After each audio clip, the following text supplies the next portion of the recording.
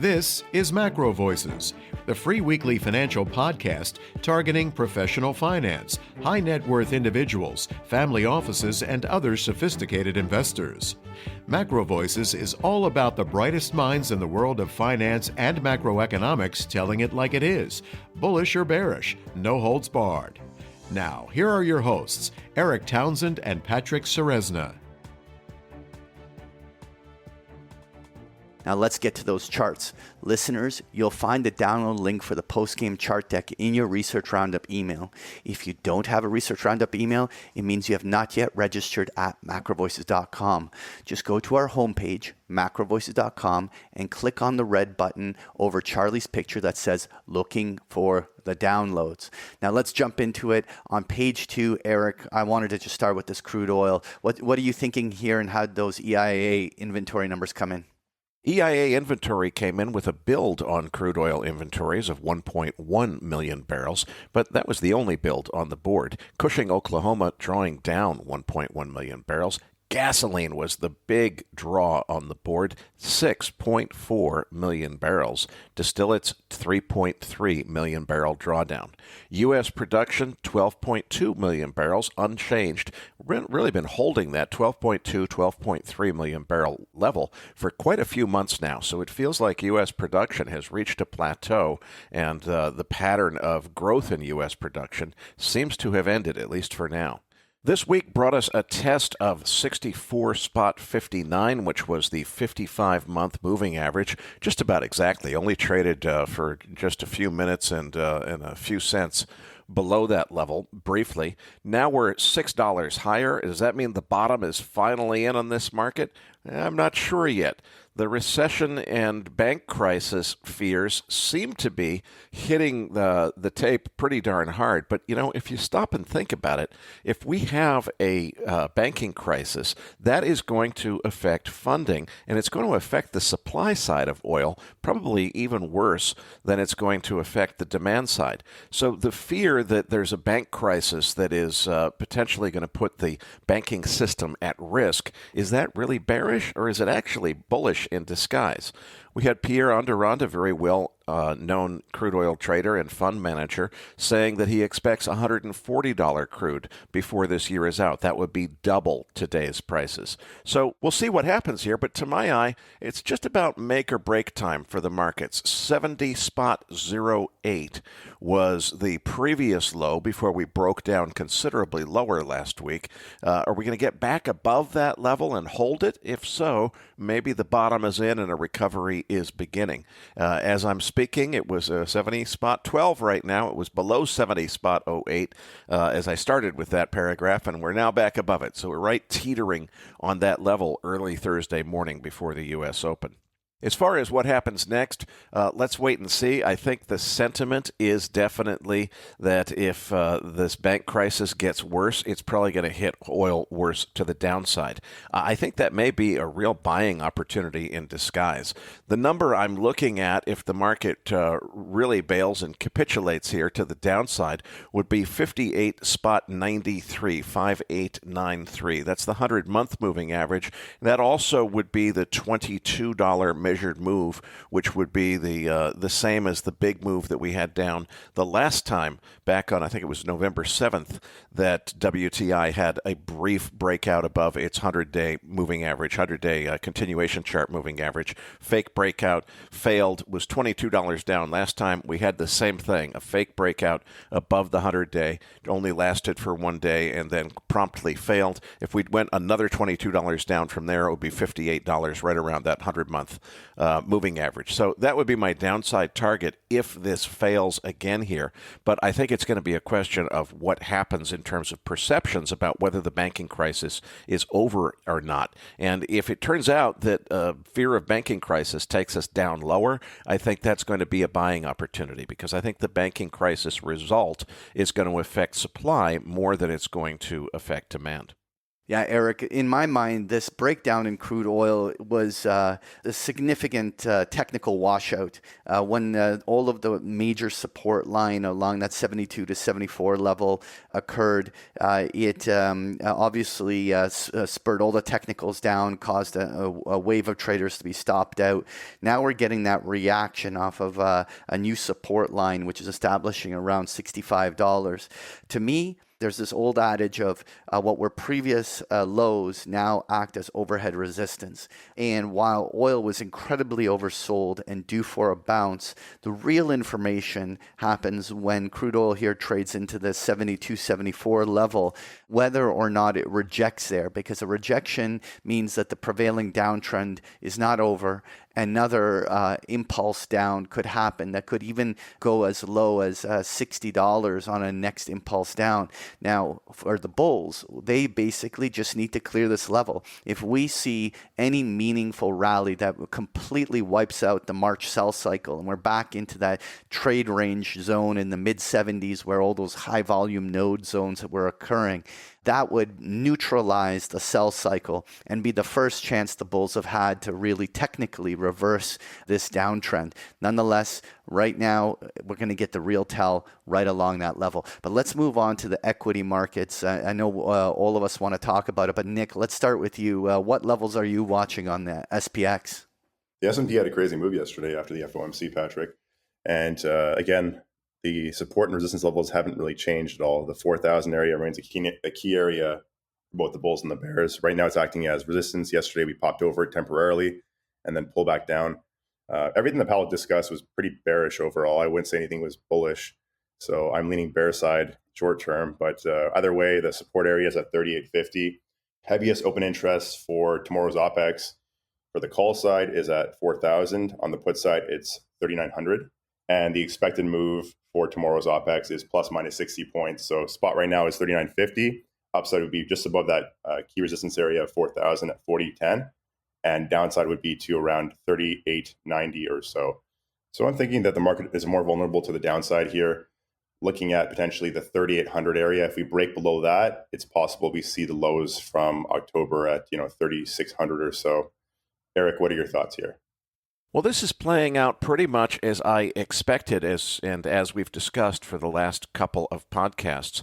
We survived the 20 basis point hike that a lot of people thought was not going to happen, hiking into a banking crisis, with a red candle, needless to say, on Wednesday. But, it only took us down to where we were a day earlier. It did not get us back below the 200-day moving average. And we're bouncing nicely here on Thursday morning, early into the European trading session before U.S. markets open. Let's see what Thursday and the rest of the week brings, but I think we may be beginning a new rally back up toward 4,300. That doesn't make any sense to me because I think the Fed is losing control of the markets. I think we've gotten to the point where inflation has run away to the extent that they're damned if they do and they're damned if they don't, just as I discussed with Charlie McElligott in this week's feature interview. But that's not the perception on the street. The short-sighted view is, hey, the hiking cycle is probably over now. Cuts will probably start sooner than previously expected. And the new normal good news is bad news world that we live in, that's bullish. I don't think it's really bullish, but it might get us back up to 4,300, 4,309, which is the target that I have for as far as I think the bear market rally could take us. And I think eventually in the second half of the year, we're going much lower, but it doesn't look to me like it's set to happen yet. You know what, guys, I hear both of you in terms of your positioning on this. And, the interesting thing about this is that that 4,000, it continues to be where all the major open interest is on these strikes. And we have that 200-day moving average on page 4 that I'm showing. We're still above it. But what is interesting to me in all of this is that I still don't see the cracks in the armor in global equity. The Nikkei didn't badly react on this. The Euro stock isn't started some heavy sell cycle. The Nasdaq's holding up along this highs. Yeah, the S&P 500 did turn down, but we haven't yet seen major technical damage. And while I respect both of your opinions and the idea that there is vulnerabilities to the downside here, I just don't see that there's enough evidence to say that a new floodgate of selling has already started. To me, It's very simple. That 200-day moving average conveniently lines up right in the fib zones around 39.50, and all of those highs from March that were established near that 4,080 level on the upper boundary is a very clear overhead resistance. And I think that the simplest thing to do is simply to see which way the price action ultimately breaks out of that range. And so I'm going to approach this over the next day or two, just a little more neutral, really see how things settle in, and then kind of jump onto the coattails and go for the ride. There's still, I think, a small chance that we rally into April, but let's see how this develops. Nonetheless, let's move on. I'm really interested, Nick, in what levels you're thinking here on the Qs. Yeah, right now the spot on Qs is 309. Expected move for tomorrow's OPEX is plus minus 6 points. So upside 315, which is the high from yesterday, down to the low of 303. That would be the target downside. Right now we have resistance upside at 312 or so. We broke above it temporarily yesterday and came right back down. On the downside, our support area is around 300. And again, tech has been more resilient than the rest of the market. So interesting to watch here. But I mentioned previously on SPX that I'm bearish there. And I'm also bearish on tech here as well, because a lot of these key names like Google, Apple, Meta are running into resistance areas on the upside. Interesting you say that, Nick. I was looking on page 6. I have the chart of the Nasdaq futures rather than the Qs. And when I just put that 200-day moving average, you can see on this chart that actually, without taking the FOMC into consideration, and you just look at the price action and the trend, this chart still looks actually structurally bullish. Now, there is a material overhead resistance right along these two highs, very close to this 13,000 level.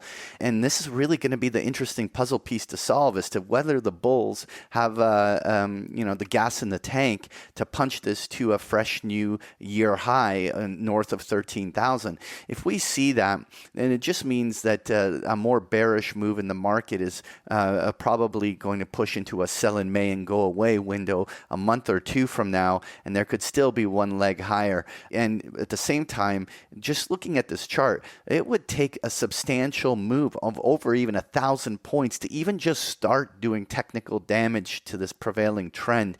There's a lot of work to do for the bears if they want to most immediately turn this, and so I'm going to really be watching closely how this shapes up here. Especially the first reaction was clear to the FOMC. Now the real tell is going to be how the price action settles in here through Thursday and Friday. All right, Nick, though, I wanted to just touch on page 7 on the VIX.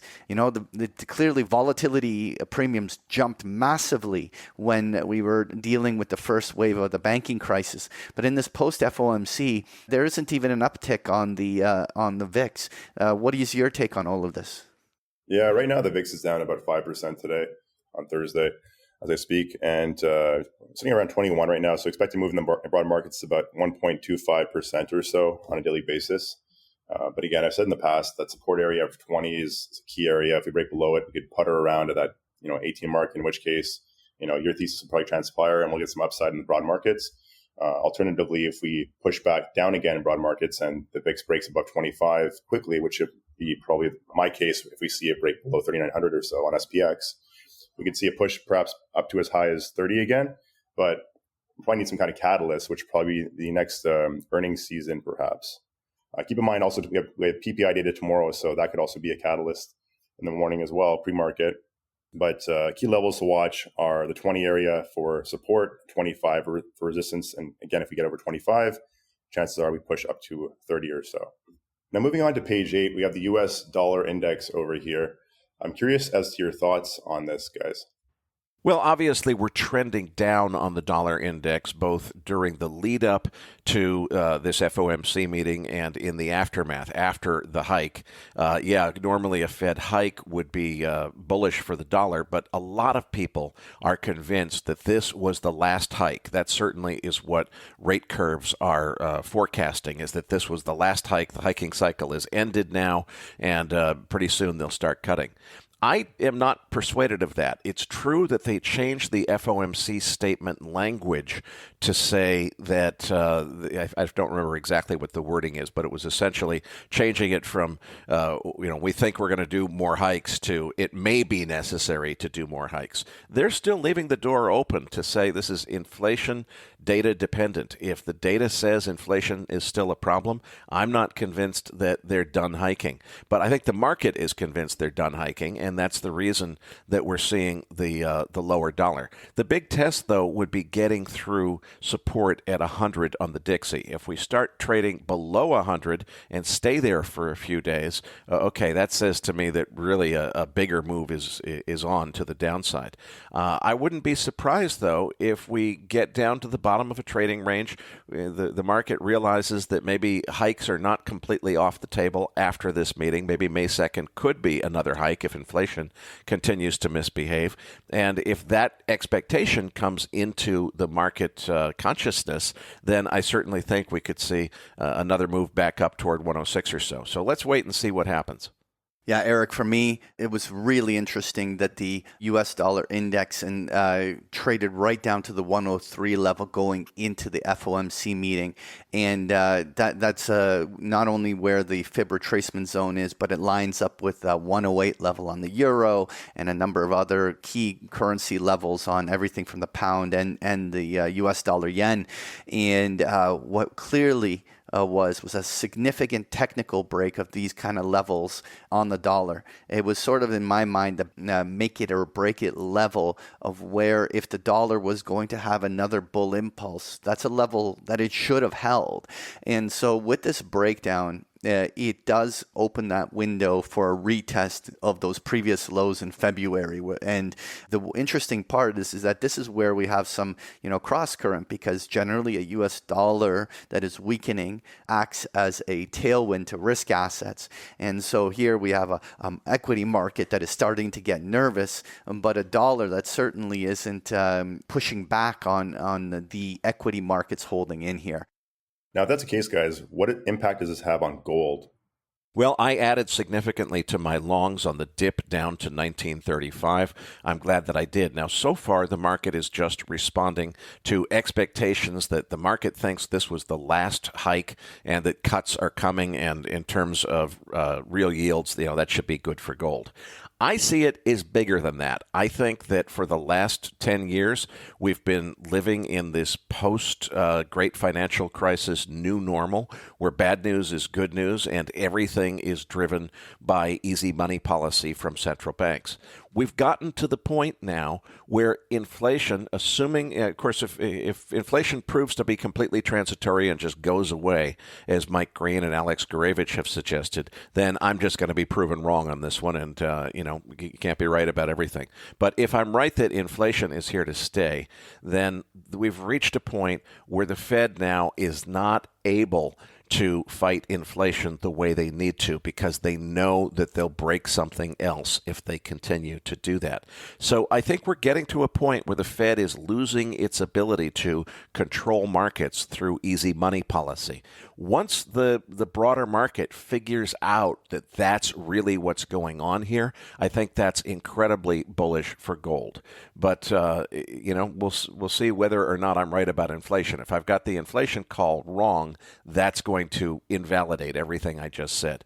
If you feel late to the party and you kind of missed out on this huge rally that's already happened in gold, hey, gold mining shares are still badly lagging. So that's where the opportunity is at this point if you are not already in this market. As far as that trade is concerned, the one caveat that I would point out is anytime you get into mining shares, you've got that equity risk that if there's a stock market crash, the mining shares tend to take it hardest. And so if you think we're going to have a stock market crash or a resumption of the bear market in the second half, maybe those mining shares are going to hurt down the road. But for right now, the mining shares are badly underperforming compared to the metal itself. And it seems to me if you're putting new money to work in the gold market, that's where the value is going to be, is in the mining shares.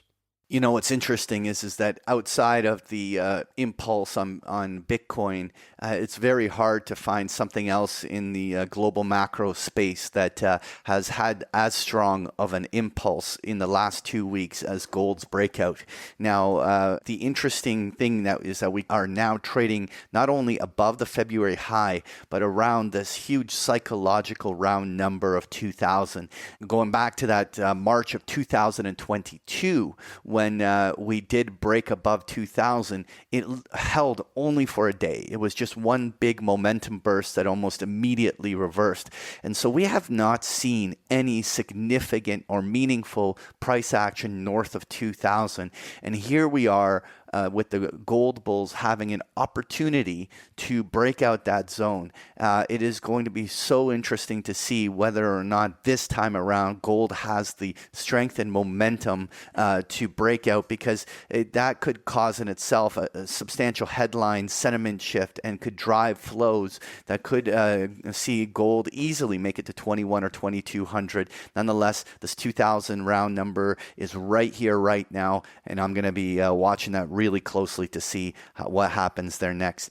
What I wanted to, though, wrap up the talking chart segment here is looking at government bonds again. In the post-FOMC, I just have the 10-year yield here back down to the bottom of the trade range that has been establishing all year around this 347 basis points. But what is interesting to me is actually on page 11, which is that junk bonds have not bullishly responded to what was a pretty strong impulse higher in Treasury. Now, obviously, Treasury bonds were reacting to the financial crisis, some quantitative easing speculation, and obviously a potential Fed pivot. But what's interesting is up until now, high-yield bonds and junk have more or less been just trading along with interest rates on the broader markets. But without the response here, this is the first time we have seen this year a breakout in high-yield credit spreads. We have seen them now trade up to that 5% level. And while that isn't really a panic level, it is the first time since the second quarter of last year where we've seen high-yield credit through these spreads start to worsen. And the bigger question is, are the credit spreads starting to sniff out some cracks that could be leading to this recession and or bigger downturn? I don't want to read into just 1 or 2 weeks of price action, but boy, is it an interesting place to suddenly watch, and I'm going to be all eyes on it in the coming days. Folks, if you enjoy Patrick's chart decks, you can get them every single day of the week with a free trial of Big Picture Trading. The details are on the last pages of the slide deck, or just go to bigpicturetrading.com.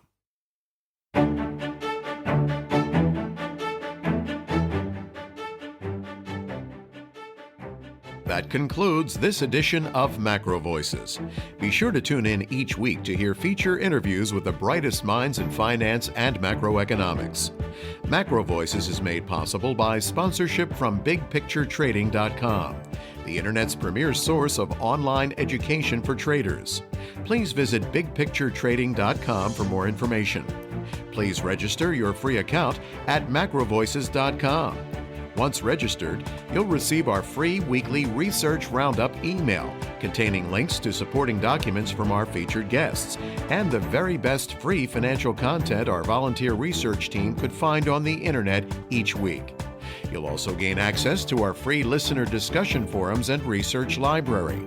And the more registered users we have, the more we'll be able to recruit high-profile feature interview guests for future programs. So please register your free account today at macrovoices.com if you haven't already. You can subscribe to MacroVoices on iTunes to have MacroVoices automatically delivered to your mobile device each week free of charge. You can email questions for the program to mailbag@macrovoices.com, and we'll answer your questions on the air from time to time in our mailbag segment. MacroVoices is presented for informational and entertainment purposes only. The information presented on MacroVoices should not be construed as investment advice. Always consult a licensed investment professional before making investment decisions. The views and opinions expressed on MacroVoices are those of the participants and do not necessarily reflect those of the show's hosts or sponsors. MacroVoices, its producers, sponsors, and hosts Eric Townsend and Patrick Ceresna shall not be liable for losses resulting from investment decisions based on information or viewpoints presented on MacroVoices. MacroVoices is made possible by sponsorship from BigPictureTrading.com and by funding from Fourth Turning Capital Management, LLC.